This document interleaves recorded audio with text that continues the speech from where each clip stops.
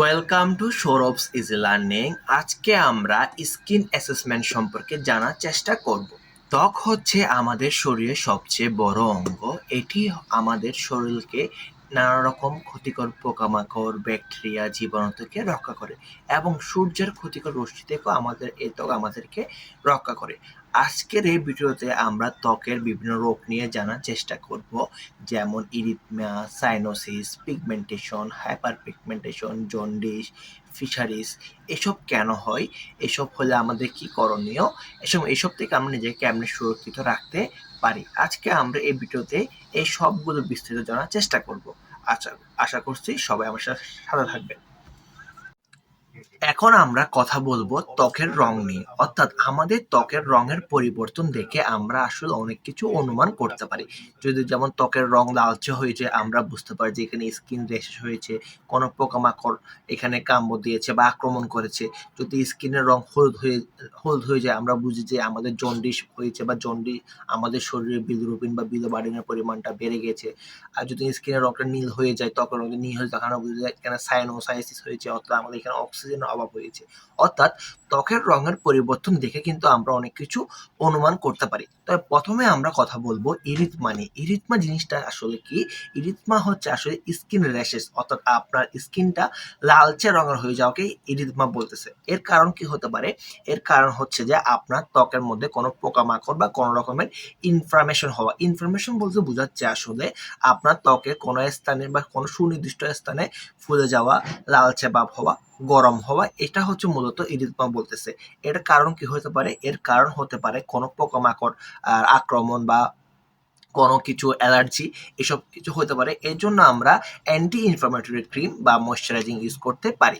২ number আমরা কথা বলবো সায়ানোসিস নিয়ে। সায়ানোসিস হচ্ছে কি আসলে আমাদের ত্বক বা নখ যখন নীলাভ বর্ণ ধারণ করে, তখন হচ্ছে কি এটাকে সায়ানোসিস বলা হয়। আমরা যখন অনেকে ছোটবেলায় কি করতাম, আঙ্গুলে আমি যখন কোনো স্থানে অনেকক্ষণ ধরে কিছু দিয়ে বেঁধে রাখবেন, তখন দেখা যাবে কি আপনার হাতের আঙ্গুলগুলো, আপনি যদি হাতের মধ্যে অনেকক্ষণ ধরে কিছু দিয়ে বেঁধে রাখেন, তখন দেখা যাবে আপনার হাতের আঙ্গুলগুলো নীল কালার হয়ে গেছে, অর্থাৎ আপনার ওই স্থানে সঠিকভাবে রক্ত চলাচল করতে পারছে না। এই জিনিসটা মূলত সাইনোসিস। এই জিনিসটা কি হতে পারে? এই জিনিসটার ফলে কি হয়?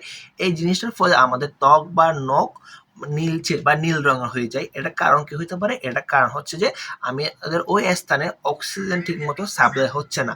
এটা অনেক সময় হার্টের সমস্যার কারণেও হতে পারে। এর চিকিৎসা কি? এর চিকিৎসা হচ্ছে উপযুক্ত অক্সিজেন থেরাপি নেওয়া, অর্থাৎ অক্সিজেনের অভাব হওয়ার কারণে ওই জায়গাটা কি হয়ে গেছে? নীল বর্ণ ধারণ করেছে। তারপর হচ্ছে কি আমাদের পিগমেন্টেশন। ৩ নাম্বার আমরা কথা বলবো পিগমেন্টেশন বা হাইপার পিগমেন্টেশন। পিগমেন্টেশন হচ্ছে কি আমাদের ত্বকের মধ্যে কালচে বর্ণ ধারণ করা, অর্থাৎ যখন সূর্যের পিগমেন্টেশন আছে বা বিভিন্ন রকমের যখন সিরাম ইউজ করবেন, কম্বিনেশন কারণে বা রিয়েকশনের কারণে পিগমেন্টেশন হতে পারে, হাইপার পিগমেন্টেশন বলা হয়। এর কারণ কি বা লক্ষণটা কি হতে পারে? এই পিগমেন্টেশনের লক্ষণ হচ্ছে যে আপনার ত্বকটা কালচে রং ধারণ করে, আপনার পুরা স্কিন ঠিক আছে, কিন্তু কোনটা পার্টিকুলার জায়গার মধ্যে কালচে রং ধারণ করছে, এটাকে আমরা বলি কি হাইপার পিগমেন্টেশন। এর কারণ কি? এর কারণ হতে পারে আপনার জেনেটিক্স, কারণ হতে পারে আপনার অতিরিক্ত সূর্যের তাপের কারণে হতে পারে, বা আপনার বিভিন্ন রকমের সিরামের কারণে বা সিরামের মেডিকেশন রিয়েকশনের কারণে জিনিসটা হতে পারে। এই চিকিৎসা হিসাবে কি ব্যবহার করতে পারে? আমরা জানি যে ভিটামিন সি খুব ভালো ব্রাইটেনিং ইফেক্ট দেয়। এই পিগমেন্টেশনের জন্য আমরা বিভিন্ন রকমের ভিটামিন সি সিরাম বা হাইপার পিগমেন্টেশন ক্রিমগুলো ব্যবহার করতে পারি। তারপর আমরা কথা বলবো জন্ডিস নিয়ে। জন্ডিস আসলে কি জিনিস? জন্ডিস হচ্ছে আমাদের শরীরে যখন পিত্তরসের পরিমাণটা বেড়ে যায়। পিত্তরস আসলে কি জিনিস? পিত্তরস হচ্ছে যে আমাদের পিত্তথলিতে জমা থাকে বা যকৃৎ তৈরি হয়। পিত্তরসের মূল উপাদানগুলো হচ্ছে আসলে বিলিরুবিন এবং বিলিরুবিন। আমরা জানি যে আমাদের আরবিসি বা আমাদের লোহিত রক্তকণিকা ভেঙে গিয়ে বিলিরুবিন এবং বিলিরুবিন তৈরি করে। অর্থাৎ আপনার শরীরের মধ্যে যখন অতিরিক্ত রক্তের ভাঙন ঘটবে, অর্থাৎ আরবিসি যার আয়ু ১২০ দিন, সেটা তার আয়ু শেষ হওয়ার আগে অতিরিক্ত ভাঙন ঘটে।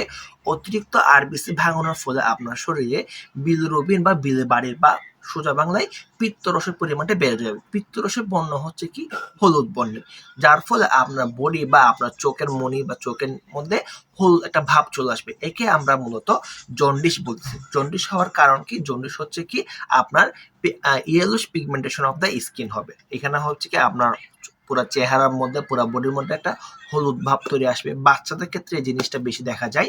এর কারণ কি হতে পারে? এর কারণ হচ্ছে আপনার লিভারের সমস্যা হতে পারে, আপনার শরীরে বিলিরুবিন বা বিলিবার্ডিনের পরিমাণটাও বেড়ে গেছে, এটা হতে পারে। এখন আমরা কথা বলবো ফিশারিস নিয়ে। ফিশারিস হচ্ছে আমাদের স্কিনের একটা রোগ। এটা হচ্ছে কি, ফিশারিস বলতে বোঝাচ্ছে আমাদের ত্বকের মধ্যে বা আমাদের স্কিনের মধ্যে গভীর ফাটল যখন ফেটে যায় বলে এটাকে মূলত ফিশারিস বলা হয়, বিশেষত হাত ও পায়ে। যদি এই ফাটলটা আপনার পায়ে পড়তে হয় একে বলা হয় অ্যানাল ফিশারিস বলা হয়। কারণ এর কারণ কি হতে পারে? এর কারণ হতে পারে যে আপনার শুষ্ক ত্বক বা অ্যালার্জির কারণ, এই কারণে হতে পারে। এর জন্য আমরা কি ব্যবহার করতে পারি? এর জন্য আমরা বিভিন্ন ময়েশ্চারাইজিং লোশন বা ময়েশ্চারাইজিং ক্রিম ব্যবহার করতে পারি, এবং অ্যান্টিসেপ্টিক ক্রিম ব্যবহার করতে পারি। এই হাত পায়ের ফাটলের জন্য ইউরিয়া লোশন বা ইউরিয়া সলিউশনটা খুবই উপকারী। এখন আমরা কথা বলবো পাস্তুল নিয়ে। পাস্তুল জিনিসটা আসলে কি? পাস্তুল জিনিসটা হচ্ছে কি আমাদের মুখের মধ্যে পুঁজ ফোড়া। আমরা যখন বিচি বা একনি যেটা বলি, একনির এর মিডল একটা অবস্থাকে বলা হয় পাস্তুল। এটা হচ্ছে কি, এটার ভিতরে অনেকগুলো পুঁজ থাকে বা এখানের মধ্যে আমাদের ডাব্লিউবিসি মরে যায়, এই পুঁজগুলো এখানে জমা হয়। এটা হচ্ছে মূলত পুঁজবর্তী ফোড়া। এটা কারণ কি হতে পারে? এটা কারণ হচ্ছে আপনার ব্যাকটেরিয়ার সংক্রমণ বা বিভিন্ন রকমের একজিমা, অর্থাৎ আপনার স্কিনের মধ্যে অতিরিক্ত চুলকানি বা অতিরিক্ত সিবাম সিক্রেশন। যাদের স্কিন অয়েলি হয় ওদের ক্ষেত্রে দেখা যায় অতিরিক্ত সিবাম সিক্রেশনের কারণে এরকম একনি বা পাস্তুলগুলো তৈরি হয়। এখন আমরা কথা বলবো প্যাপুলস নিয়ে। প্যাপুলস জিনিসটা আসলে কি? প্যাপুলসগুলো হচ্ছে ত্বকের মধ্যে গোটা গোটা বিচি বা ছোট ছোট বিচি, এটাকে হচ্ছে কি বা উঁচু উঁচু গুটি বলা হয়, এটাকে বলে প্যাপুলস। এটা হচ্ছে একনি না, একনি তো হচ্ছে কিছুদিন পর চলে যায় বা পাস্তুল করে কিছুদিন পর চলে যায়। এটা হচ্ছে কি আপনার ত্বকের মধ্যে ছোট ছোট বিচি বিচি হয়ে থাকে, এটাকে বলা হয় কি এই প্যাপুস বলে। এটা অনেকটা কিরকম মশার কামড়ের মতো হয়ে যায়, মশার কামড় দিয়ে যখন ফুলে যায় এরকম মশার কামড়ের মতো হয়ে যায়, বা অ্যালার্জির কারণে জিনিসটা হতে পারে। এক্ষেত্রে আমরা অ্যান্টি ইনফ্লামেটরি ক্রিম ব্যবহার করতে পারি। এখন আমরা কথা বলবো বিটিলিগো। বিটিলিগো জিনিসটাকে, এটা আপনারা অনেকে দেখবেন হচ্ছে কি আমাদের স্কিন অনেক বেশি হোয়াইট হয়ে যায় বা আমাদের স্কিনের পুরো একটা স্কিন ঠিক আছে কিন্তু এক পর্যায়ে গিয়ে ওইখানে কোনো রকমের মেলানিন সিক্রেশন হয় না, অর্থাৎ এক রকমের রোগ বলি যে আমরা, যেটা বলি আমরা শ্বেতবর্ণের রোগ বলে থাকি আর কি। তো জিনিসটা আসলে কি? এটা হচ্ছে একটা auto immune disorder. Auto immune disorder বলতে কি বোঝায়? আপনার শরীরকে আক্রমণ করে, বা এটা হচ্ছে কি আপনার শরীরে যে আমরা যখন পিগমেন্টেশন তৈরি হয়, আমাদের যে একটা বর্ণ তৈরি হচ্ছে, আমাদের বর্ণ তৈরি হওয়ার সময় ওই একটা সাডেন পয়েন্টে গিয়ে আমাদের পিগমেন্টেশন তৈরি হয় না বা আমাদের স্কিনটা ওই কালারটা হারায় ফেলে। এটা হচ্ছে মূলত বিটিলিগো। এটা লক্ষণ কি হতে পারে? এটা হচ্ছে কি আপনার ত্বক সাদা সাদা দাগ হইতে পারে, বিভিন্ন একটা পোর্শন কি হইতে পারে আপনার ত্বকটা যে মেলানিন সিক্রেশন হয় এটা হয় না। এটা কারণ কি? এটা কারণ হচ্ছে আপনার বডির অটো ইমিউন সিস্টেম। আমাদের শরীরে যে মেলানোসাইট আছে, অর্থাৎ আমরা জানি যে মেলানোসাইট কি করে ধ্বংস করে ফেলে, যার ফলে আমাদের শরীরে কি হয় না, মেলানিন তৈরি হয় না। অর্থাৎ আমাদের মেলানিনটা হচ্ছে কি আমাদের স্কিন বর্ণ দেওয়ার জন্য দায়ী। যখন আমাদের এই মেলানোসাইট কি করবে, আমার বডিকে আক্রমণ করে, আমার এই মেলানোসাইট ধ্বংস করে ফেলবে, আমার বডিতে কি হবে না, কোনো প্রকার মেলানিন তৈরি হবে না। এই মেলানিন তৈরি না হওয়ার ফলে আমাদের বডি একটা পোর্শন সাদা সাদা বর্ণ হয়ে যায়। এটা আসলে কোনো স্থায়ী সমাধান নেই, কিন্তু এটা আমরা বিভিন্ন রকমের ক্রিম এবং সচেতনার মাধ্যমে এটা ছড়াই যাওয়া থেকে রক্ষা করতে পারি।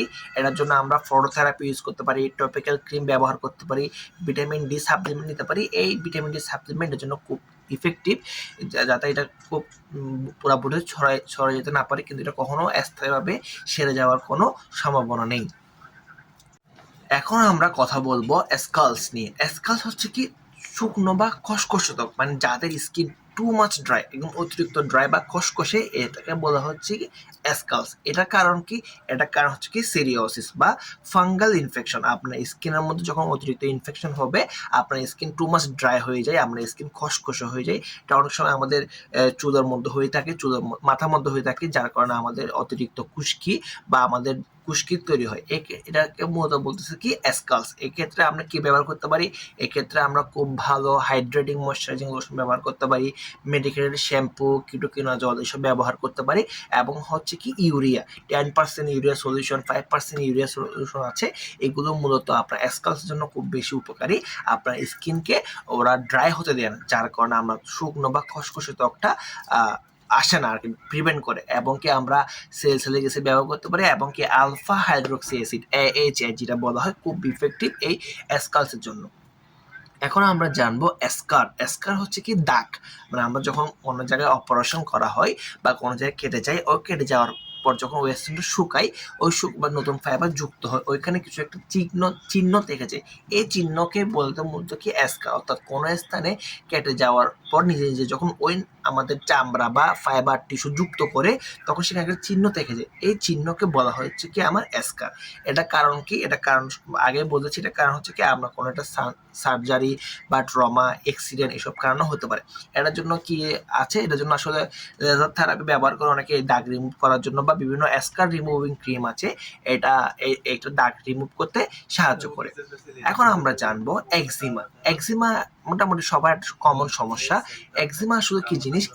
একজিমা হচ্ছে কি আপনার ত্বকের মধ্যে চুলকানি, অর্থাৎ আমরা যখন যারা এসির মধ্যে থাকেন বা যারা ঠান্ডা আবহাওয়ার মধ্যে থাকেন, দেখা যায় কি ওদের রুমের আর্দ্রতার কারণে এই একজিমাটা হয়ে থাকে, বা অ্যালার্জির কারণে একজিমাটা হয়ে থাকে। এটা হচ্ছে কি স্কিনের চুলকানি বা ইনফ্লামেশন। এক্ষেত্রে আমরা বিভিন্ন ডার্মাটোলজিক্যাল টেস্টেড একজিমা ক্রিম আছে, এইসব ব্যবহার করতে পারি। এটা আপনার স্কিনকে ড্রাই হতে দিবে না।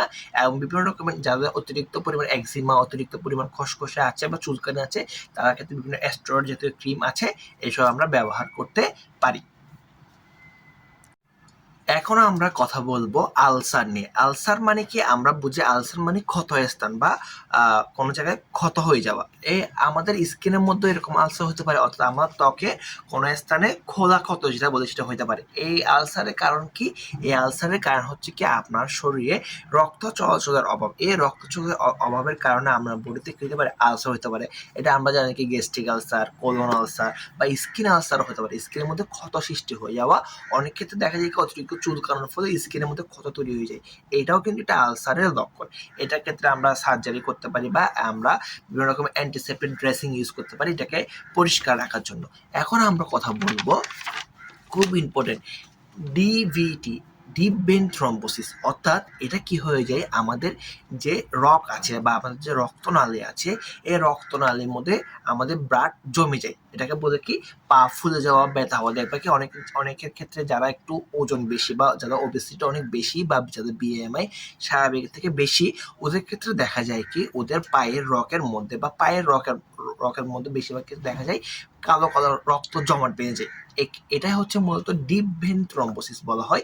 এটা হচ্ছে এর ফলে কি হয়, এটার ফলে দেখা যায় কি আপনার পা পা ফুলে যায়, আপনার পায়ে রক্ত জমাট বেঁধে যায়, এইসব হইতে পারে। এর জন্য চিকিৎসা কি হইতে পারে? এই জন্য ডাক্তারের পরামর্শ নেওয়া উচিত, এবং অ্যান্টিকোয়াগুলেন্ট জাতীয় ওষুধ ব্যবহার করা যায়। অ্যান্টিকোয়াগুলেন্ট মূলত আমাদের ব্লাডকে পাতলা করতে সাহায্য করে।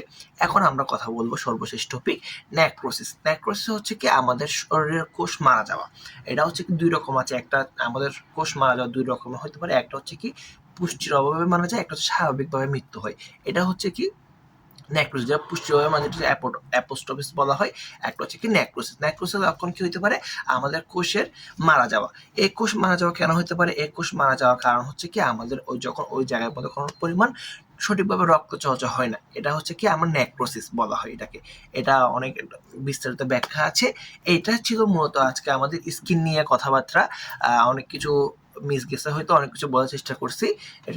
এটা প্রাইমারি একটা ধারণা, আমার যা অভিজ্ঞতা হয়েছে এতদিন যা জানতে পারছি সেটা আমি আপনার সাথে শেয়ার করার চেষ্টা করলাম। সবাইকে ধন্যবাদ। কোনো যদি সমস্যা থাকে বা কোনো যদি প্রশ্ন থাকে, আমার কথা বুঝতে কোনো অসুবিধা হয়, আমাকে কমেন্ট বক্সে জানাবেন। সবাইকে ধন্যবাদ, সাথে থাকবেন।